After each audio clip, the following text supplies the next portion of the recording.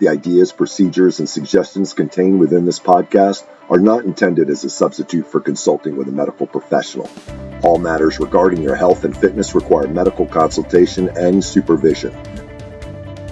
Welcome to the Warrior Wellness Podcast, a podcast for military members, veterans, and first responders focusing on fitness, health, nutrition, and biohacking. Our mission with this podcast is to introduce America's heroes to lifestyle habits and hacks that will help them live healthier, happier lives, and in turn, be fit enough to continue their support of their communities and country. Hey guys, welcome to another episode of the Warrior Wellness Podcast. I am your host, former Army Captain Stephanie Lincoln and founder of Fireteam Whiskey. And I'm sitting down today with Matt May, and he is the founder of Premier Team Building. In 2009, Matt founded Verve Central Productions to provide quality entertainment and services to its clients and audiences through special events in entertainment, theatrical production, creative business consulting, and education. So through the company's team building division, Premier Team Building and Interactive Experiences, collaborative programs are developed to provide clients nationwide and internationally these team building experiences. So Matt has produced and facilitated hundreds of large and small group experiences.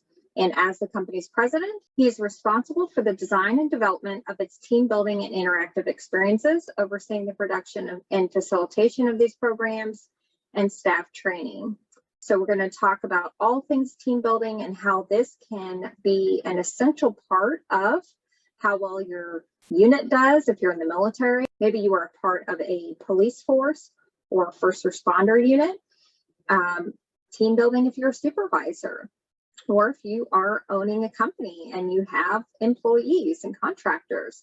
So team building can be a really, really essential part of improving your team and how they're doing and how they are productive every day, how they interact with each other, and how they can accomplish their goals. And there's a lot of, if you've ever done any of these kinds of experiences before, they do a lot of this stuff in military training, by the way. It's a lot of fun, and you learn a lot about how, certain people have certain personality traits and ways to work with them instead of, constantly butting heads. Of course, that's part of the process too, is learning each other's, personality types and how to work together as a team instead of constantly infighting and getting in each other's way. So these kinds of experiences are definitely really helpful. So if you have an organization out there, or if you are a leader in a military unit, if you own a business or you have employees or a first responder unit, Matt would be somebody to reach out to help your organization customize maybe a program for them and go through it, whether it be in person or via virtually. So I hope you enjoy this interview with Matt May.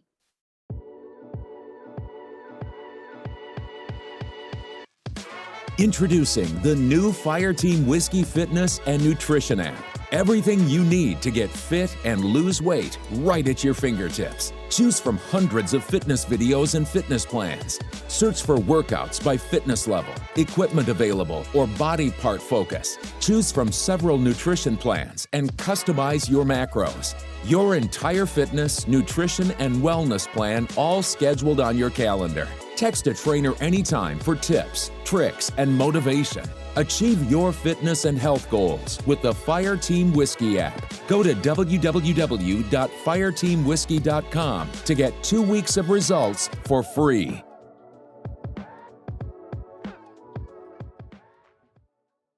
All right. Well, thank you, Matt May, for coming on to the Warrior Wellness Podcast. And I just did your intro, Matt. So I told everybody about your company, Premier Team Building, and kind of what you do with interactive experiences.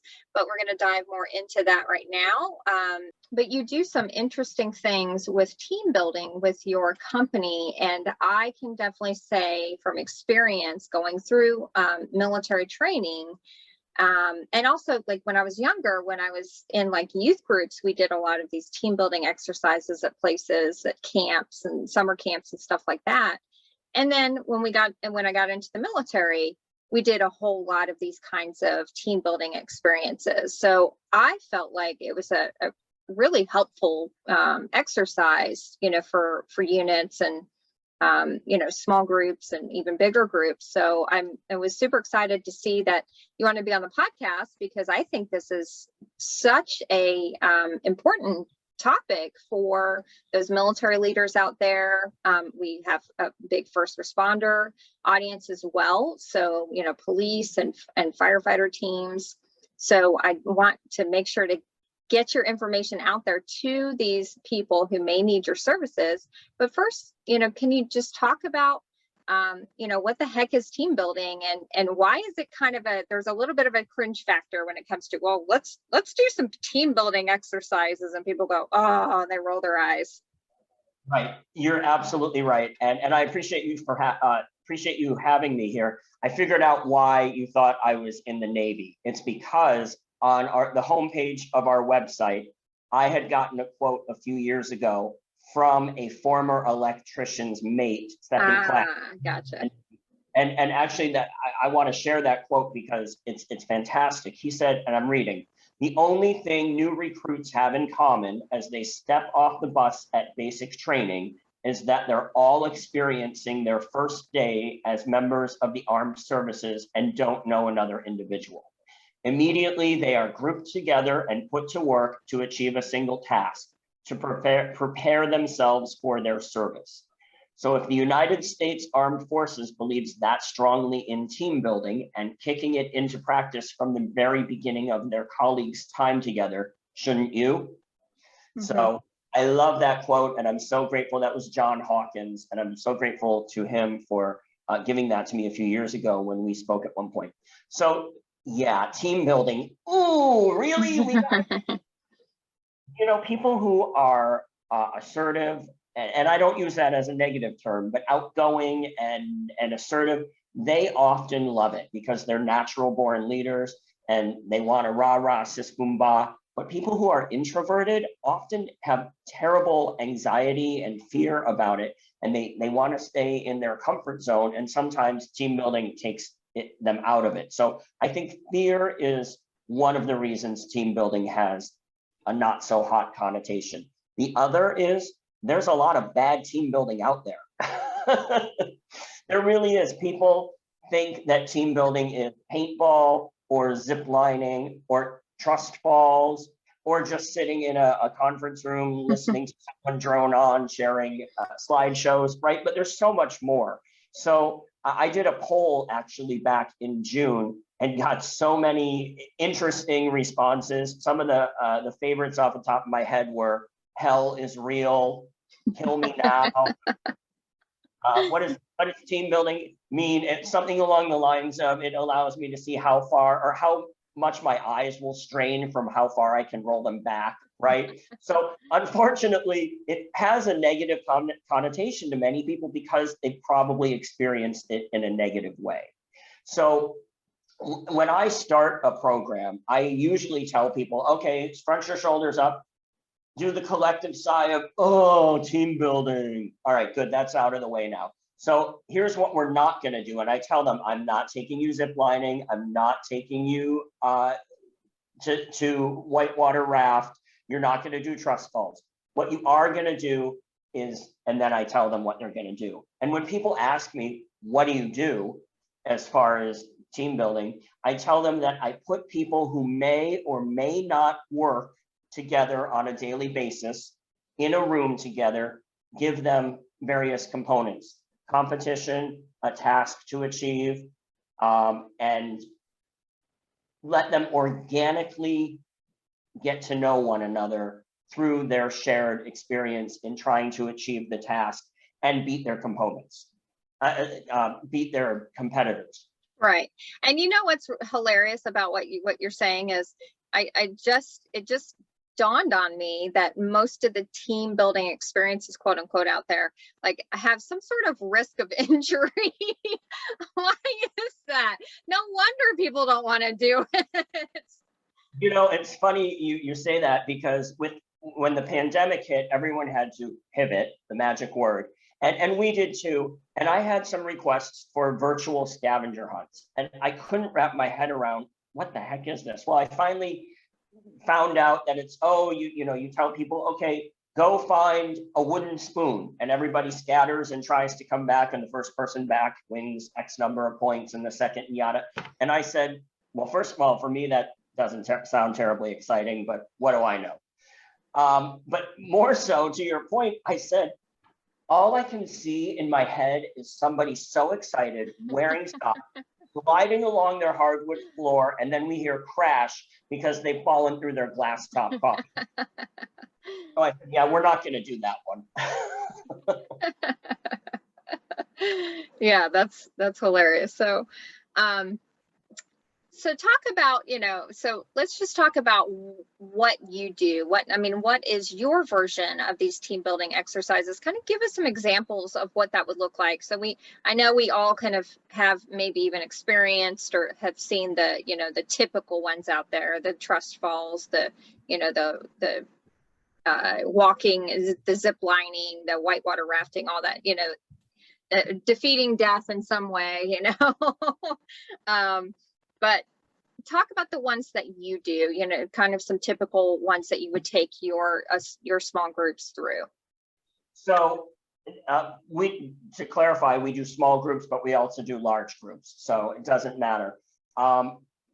They're generally about 2 hours, the full experience. And we start everyone off, again, I'm generalizing, with some sort of icebreaker. And people say, well, we all know each other.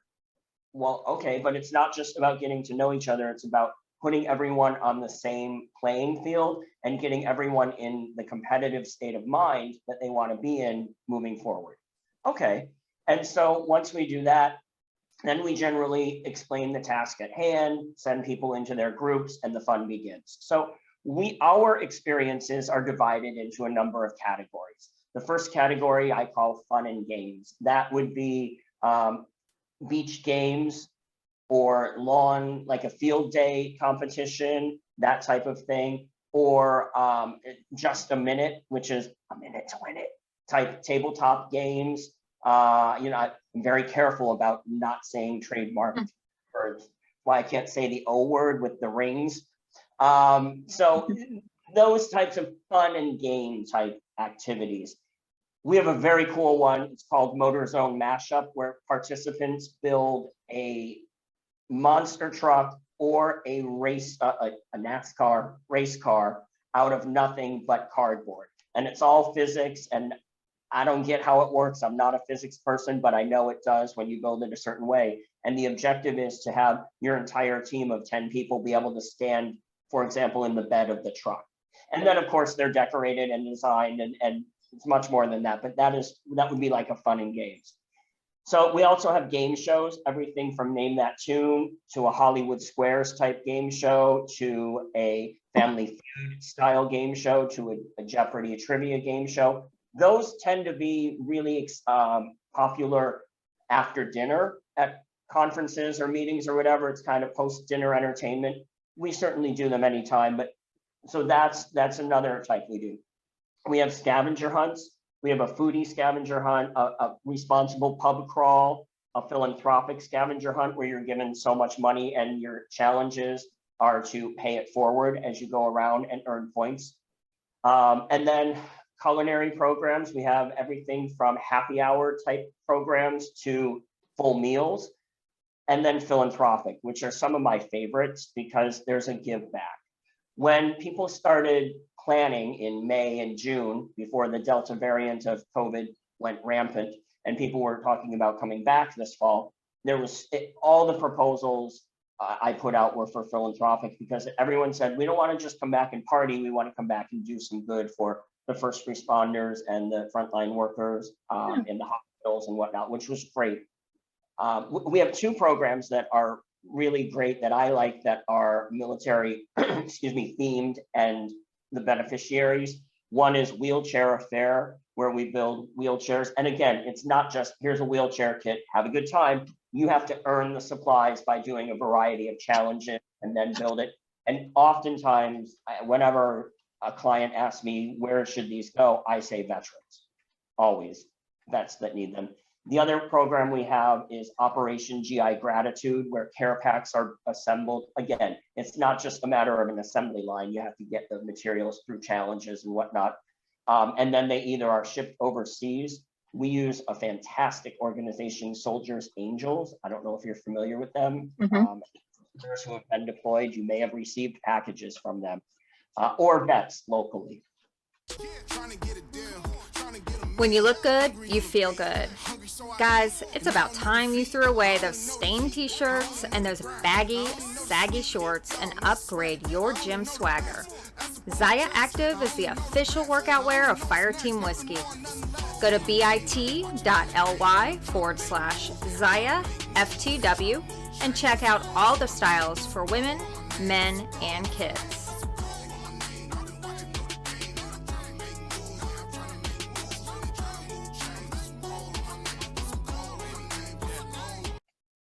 Yeah, that sounds so, like, all of those things sound so much fun. I mean, I'm an extrovert, so I love all this stuff. I love that interaction, and I've always enjoyed these challenges that I've been through in the past.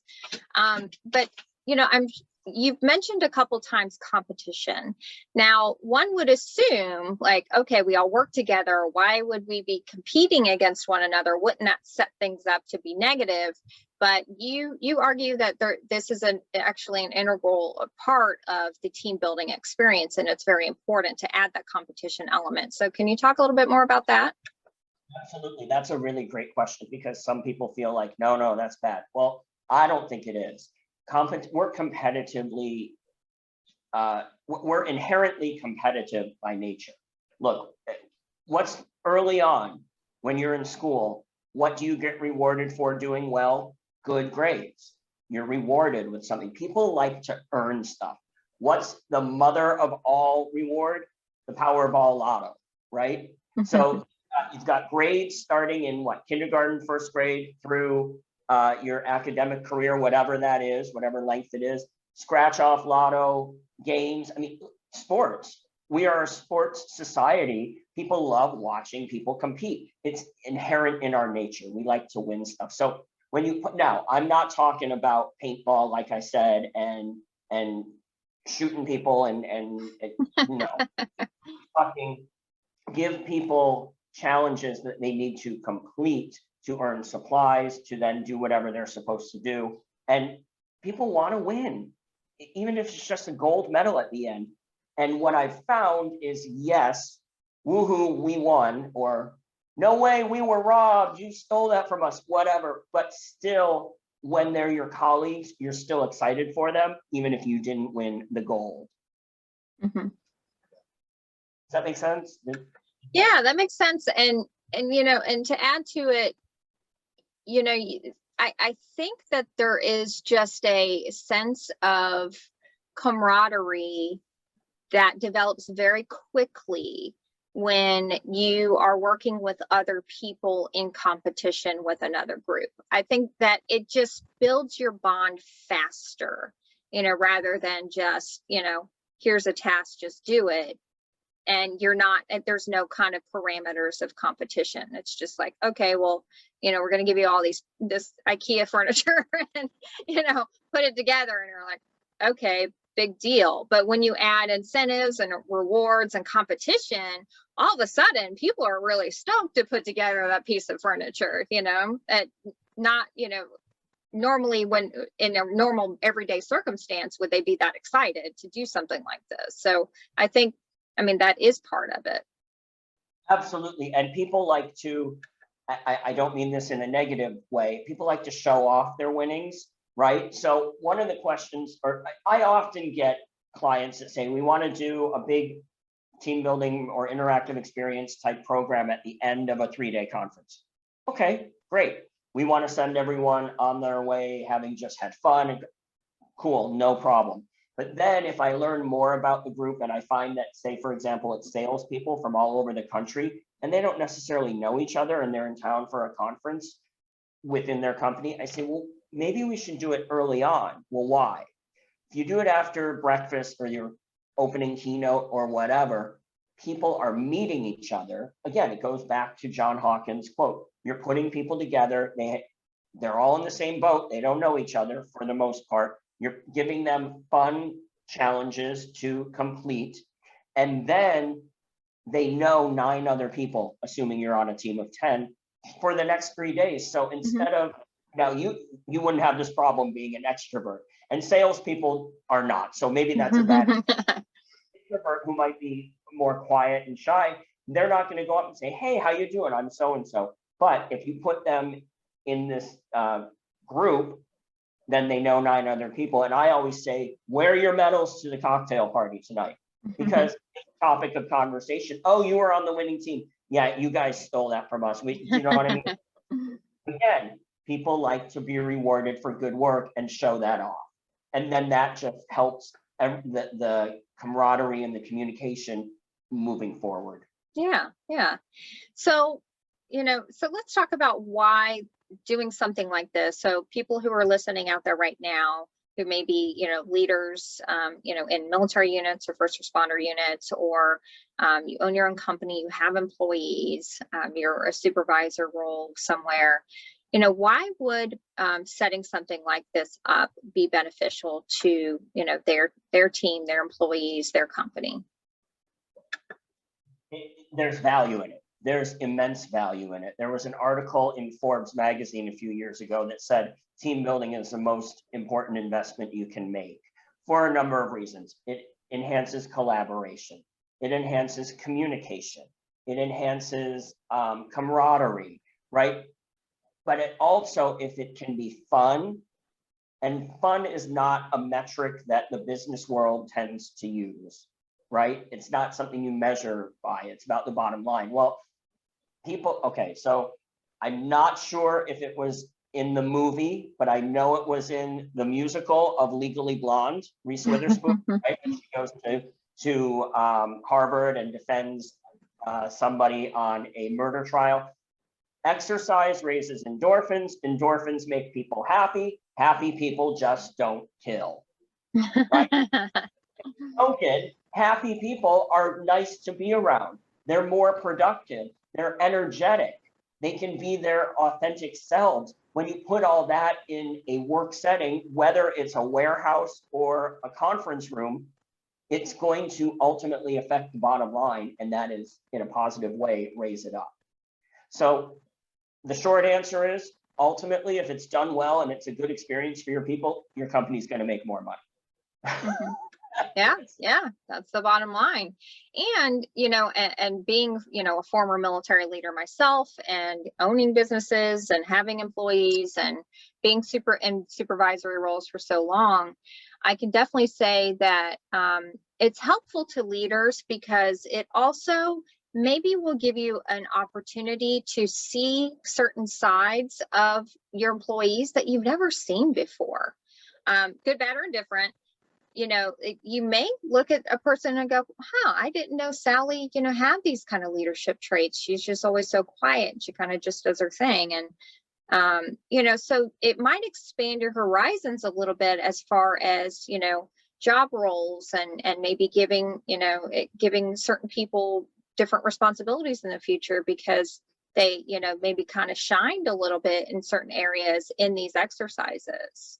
Absolutely, Stephanie, absolutely. And a favorite story that I hear in some incarnation or another often is when Joe from the New York office, and I'll use you, called Sally, was on a team with Sally, and they were building bikes for kids. Ultimately, there was more to it, but that was the philanthropic portion, right? Sally's in the LA office, Joe's in the New York office. Until they experienced this together, they only knew each other as a name and an email address from the company directory. Well, Joe just recently had an issue with a client, and he said, geez, I think I remember Sally talking about something like this 9 months ago when we were doing the team building experience. I'm going to call her, which calling people is a novelty in and of itself. Nobody wants to go behind the keyboard or out from behind the keyboard. But anyway, so he called Sally, said, hey, did you have an experience like this? Yeah. What did you do? She told him, right, excellent. Thank you. He used the same tactic. It worked. Boom. All because they worked together 9 months before in a team building competition and bonded while they were doing that. Otherwise, he would never have picked up the phone or even known that Sally had a similar experience that she could share and help him. Yeah, and that's the concept of a fire team. I mean, really, that's how my business, Fire Team Whiskey. A fire team is the smallest element in the military, but it's based on everybody kind of having different strengths, right? And that's how you accomplish the mission together. Is not everybody has to be good at everything, or they can't be just like one person who's good at everything and then you have a few worker bees. Like, everybody has their strengths and weaknesses. So if you all kind of fit together like puzzle pieces, you can accomplish a mission and much more effectively rather than, the other two examples I just provided. So these kinds of team building exercises help you identify some of those strengths and weaknesses and be able to kind of better fit everybody together as a team, like a well-fitting puzzle piece, rather than just putting all the workload maybe on one person who's very strong in a lot of areas, just having a bunch of worker bees, or just focusing on maybe the one or two who are extroverts, but not utilizing the skills you never knew that the other team, parts of your team had, and you just had never seen them shine in those areas. And those participants may not know they have those skills, right? So I'll go back to the Motorzone Mashup example where you're building a cardboard vehicle, which doesn't have to move, but that's the idea. And you say, we've already got enough people on the decor and design side of this. We need builders. I don't know physics. I can't use a box cut or whatever. Yeah, you can. Here, let me show you. Oh, and the next thing you know, that person is plugging out way more than another colleague who's just taken his or her time, because all of a sudden he or she found out, oh, yeah, I can do this. It's great. So that type of thing too. These experiences allow people to find out new skills that they maybe didn't know they had. Yeah. And so one question I have for you though is, there's kind of a delineation between, just like you said earlier, just doing something fun, like playing a game or, having a barbecue or a picnic or, whatever. And, there's a difference between that and actually doing, kind of a productive kind of team building exercise like we're talking about here. So why would somebody need to hire a professional to help them kind of implement something like this? Oh, no, now you're getting into some of my favorite stories. I had a client once, a couple of years ago, who I had spoken with a colleague of hers, and they had already chosen the charity they were going to use, and they had a set budget, which was not high, and they knew what the product that they were going to assemble or make was. And I said, you don't need me. I can't. I'll lose money if I go, because you've already done all this, and your budget is too small for what you want, at least for me. No problem. Great. It was a great conversation. 6 months later, this colleague of hers called me and I said, oh yeah, I spoke with so-and-so, and how'd it go? It was okay, but I said, who did you use? Oh, we did it ourselves. I said, oh, how'd that go? She said, never again.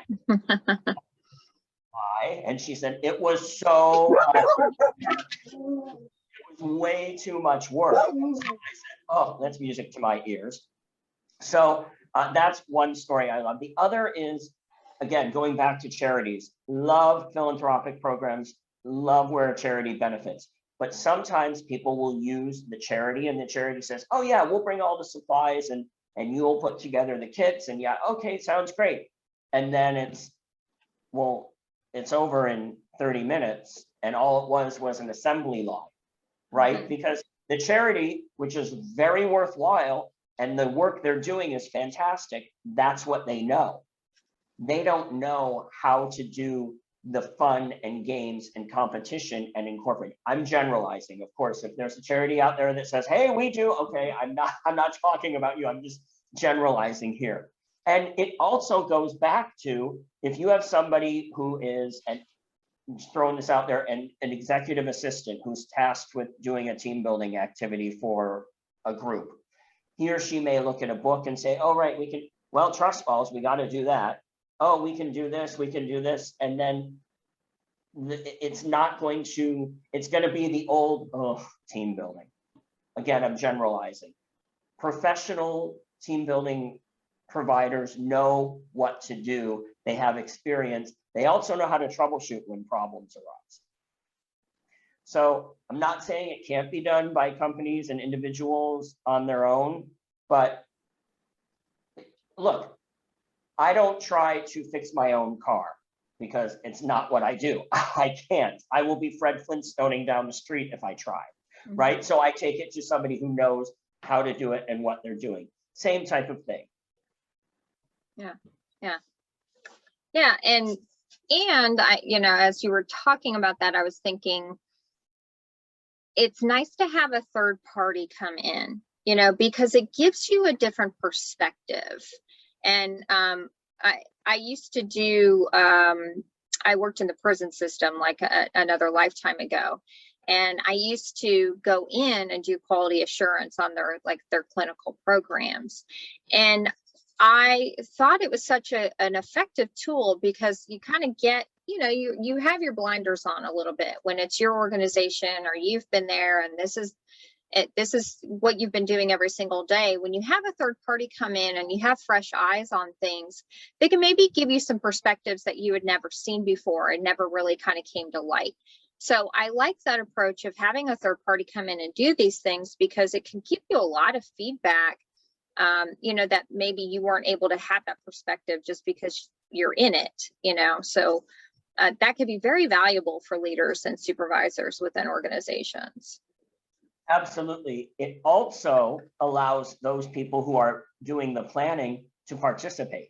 Yeah.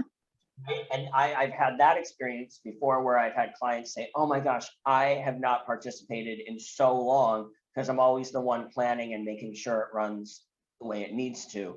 So that in and of itself is a valuable aspect of hiring someone else to do it for you. Yeah, no, that's a great point because, they are a part of the team. So, you have this committee of people who are busy, setting things up and taking care of things. They can't participate, but they're a part of the team. So they should be able to participate in the activities. So yeah, that's a great point. So how do you customize a team building experience? When an organization contacts you, how do you kind of figure out what's best for the organization? Are you fire team ready? Try the Fire Team Whiskey Spec Ops Keto Joe Shake. The Keto Joe Shake is a medium-chain triglyceride MCT shake derived from non-GMO coconut oil. It contains 17 grams of MCT, 10 grams of high-quality whey protein, and no sugar. It's sweetened with stevia leaf, so you can keep those carbs low and shred that body fat. 25 milligrams of caffeine to give you extra energy for the gym or your busy day. Fire Team Whiskey has been supplying military members deployed all over the world with Spec Ops shakes for over 3 years. Fire Team Whiskey Spec Ops shakes are fueling the fight. Whether you are just trying to lose a few pounds or trying to get that extra edge in the gym, the Fire Team Whiskey Spec Ops shakes are for you. Make sure to stock up now and support our efforts to raise funds for Team RWB, our nonprofit partner that provides social support and fitness events for our nation's heroes. Well, you want to figure out what the ultimate goal, if there is an ultimate goal that the organization wants to achieve, whether it's a new product launch or we've just acquired another company and two groups are merging together. What is the overall desired outcome? But how do you, if you're, say you make pasta sauce, right? That's what you do. Great. How can we use your product in a culinary team building experience? We happen to have one that's all Italian themed, and it's you make your own Italian storefront out of supplies we give you, but then you also cook a salad and an appetizer and a pasta, et cetera, et cetera. So how can we use the product that you sell, whether it's pasta sauce or something totally different? Game shows are a great way to throw in some points that have been discussed throughout the day or the week at a conference, for example. While you're playing a game, yeah, let's throw in a couple questions about the content and or the company. Now, here's where people go wrong. you can't make it solely, well, you can make it solely about that, but don't. You're setting yourself up for failure. I was in California on election day 2016, and I remember it not because of the election, but because of the game show that I was hosting. And I was facilitating and hosting. I didn't produce it. I was freelancing at the time for a number of companies, and I was hosting, and it was all custom questions. And I thought, this is not going to be good. And it was a Family Feud style program. Now, we surveyed 100 people and asked them to yada, yada, yada. There's got to be or a number of options. It's multiple choice to a degree. This one question we got on early on in the game, nobody was getting anything. And it kept dragging on and dragging on. And there I am getting hotter and hotter under the collar and redder going, oh, this is not good. Ultimately scrapped the question and moved on, and it was okay. I relayed that story to a colleague of mine later on, and was told of a similar situation where a company was doing a game show and it was all company questions. And after 10 or 15 minutes of nobody getting them correct, the CEO stood up and said, this is over. Get out of here, go home, we are done. I don't know what happened after that, but I was really glad I was not the host of that program. Yikes. Yeah. Yet again, another reason why you need to hire a third party is to come in and do it. Because I mean, it takes you guys, I mean, you know what you're doing. You've done hundreds of these, you know what works, you know what doesn't. So somebody just kind of trying to DIY it and customize it for their organization just doesn't have that experience, if you're going to invest the time and the money, to do it right. So you don't end up in kind of a horrific failure like the example you just made things worse with your team building exercise and you did make things better. So, and unfortunately it happens, I don't want to say more often than not, but more often than we might think, because people say, oh, no, they'll be fine. They'll do, okay, if you say so. I'm at the point now where I don't say, okay, if you say so, and throw up my hands quite as early as I used to. I give much more pushback now and say, okay, but let me share this with you. Let me share the story I just shared with you.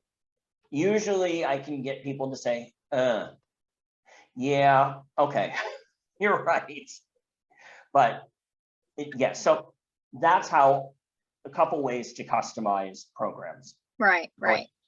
Your initial question, which I no, and it's it kind of just comes down to what are you investing in? I mean, we invest in the things that are important to us, right? So as individuals, as business owners, as companies, we invest in what's important. So what is important ultimately is your teams, how well they work together, how well they communicate, if they can work together to accomplish a mission. These are all things that are important to your bottom line and have been already proven by research that these kinds of things, team building exercises, can improve that. So why not hire and invest? Because you're going to get that back many times over. And this small upfront investment in just making this a priority and doing these things on occasion. It's not something you have to do every month, but certainly, and I think we can all think back if we've ever had any kind of career or worked for other people, to some of these experiences and know that these were valuable if you went through them. I know I have, and can definitely attest to the fact that they made things better going through these kinds of professional team building exercises. But I can also say from experience that when an organization has those and then they decide to cut them because of whatever reasons, I was a government contractor working in military medical for the state of Florida. And we had such a wonderful organization, a really great leader who definitely identified that these things were important, invested in these kinds of things. We had, quarterly kind of picnics. We had team building exercises. We celebrated birthdays, all those kinds of little things that add up to employee morale. And I really feel like the work environment was a great high employee morale. And I think we all worked harder because of it. And then I also saw when a new leader came in, then the other leader came out, a new leader came in, and he was basically the exact opposite. He wanted a separation between the military, uniformed, and the contractors. Even though we all were working in basically together on the same mission, he automatically placed this kind of fence between the two sides of the mission and said, no, we're not doing any of those things. These roles should be separate. We're the military. You guys are contractors. You guys just do your thing, do your work and get it done. You know what your expectations are, and we're going to do our thing. And the morale plummeted, and it was horrible. And people just started quitting, and you had all sorts of problems and conflicts that came up. So I saw the decline in the organization and the decline in the productivity and the decline in morale because they took away all of these things. And I know we look at this sometimes and go, oh, these are silly, they're not that important. They really are that important to the organization. They are, for all of the intangibles that you get out of it. But also, that's like my big thing when I do a team building program is I want you to regress back to kindergarten. That's kind of my catchphrase. Take off the tie, take off the sport coat, take off the heels. You have permission to play. Not only do you have permission to play, I'm encouraging you to play. Please play, right? What happens as kids, what's their favorite time? I'm generalizing again. Their favorite time of day in school? Recess. And now back to your point, you cut recess. What have you just done? You've cut play, you've cut the organic camaraderie right out from under people. And oh my goodness, the detriment, obviously you felt, and I'm sorry that happened, but I appreciate the fact that you recognize that, and I appreciate that fact that you share that because it is so important. Yeah. Let people be happy, you're, in addition to all of the intangibles, like I said, you're also giving them a day off. Even in later, I talked about kindergarten and elementary school, but growing up, people love the field days, right? If you had a school carnival day, all right, Friday is our annual carnival, woohoo! So it's that we don't lose that desire when we grow up. So exactly. We give adults recess. Yeah. And it does. I mean, research has already shown it increases productivity. It doesn't take away from, just because you took that time to take a half a day or whatever to provide these kinds of team building exercises. It actually improves productivity. So, you shouldn't be just concerned about the X amount of hours you're losing. You actually are going to be gaining in the long run. So it's important to focus on these things as unit leaders or company leaders or supervisors. So, all right. So how can people get a hold of you? Where do you provide services? All that good stuff. We work nationwide and abroad. I'll share a story, and I mean this to be humorous, and there is no derogatory anything, no racial anything involved in this. I'm from upstate New York. I am a white Yankee suburban boy, and I was sent one time to Mexico to lead a salsa making competition, which just made me laugh, because here I am, upstate New York, boy, going to Mexico where salsa is, right? It was just funny. So we work nationwide and internationally. Our website is premierteambuilding.com. Same thing on Facebook, Instagram, LinkedIn, all those good things. So you can go there and look at our various categories of experiences, get some other information on why should I do it. There's some stats there about employees feeling what engagement does to the bottom line and them. And I would encourage anyone to reach out. I also, before we end this, want to say thank you to anyone who is currently serving or has served. Because of you, I get to do this freely, and I am most grateful. So thank you, all of you, for your service. Yeah, thanks. And also, I mean, especially the timing of this, for sure, with people kind of heading back to the workplace.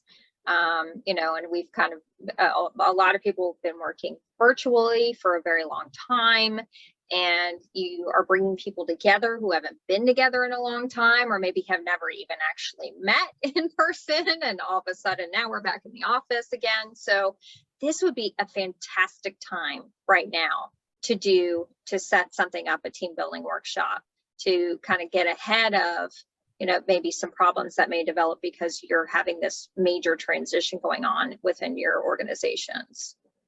Absolutely. And I would love to help anybody who is interested. Great. Well, thank you so much, Matt. I appreciate it. And all the links will be included in the show notes so everybody knows how to get a hold of you. Awesome. Thank you so much, Stephanie. Hey guys, thanks so much again for joining us on another episode of the Warrior Wellness Podcast. Please make sure to subscribe, follow, like, all that good stuff on your favorite podcast platform and on our YouTube channel. Go ahead and leave us a review while you're there. And if you screenshot your review, email it to info@fireteamwhiskey.com with your name and address. You'll be entered into our drawing for a prize for just leaving us a review. So let us know what we're doing great, what you'd like to hear more about, and please go ahead and just give us a follow and give us a honest review, especially on iTunes, because that helps us reach other military members, veterans, and first responders with this vitally important information about how to improve their health, fitness, and wellness. We will see you at the next episode of the Warrior Wellness Podcast. I am your podcast host, former Army Captain Stephanie Lincoln, founder of Fire Team Whiskey. Fire Team Whiskey is proud to sell Zyia athletic wear. We love the awesome styles, amazing quick dry technology, and best of all, the price. Zyia Active is the official workout wear of Fire Team Whiskey. Go to bit.ly/ZyiaFTW and check out all the styles for women, men, and kids.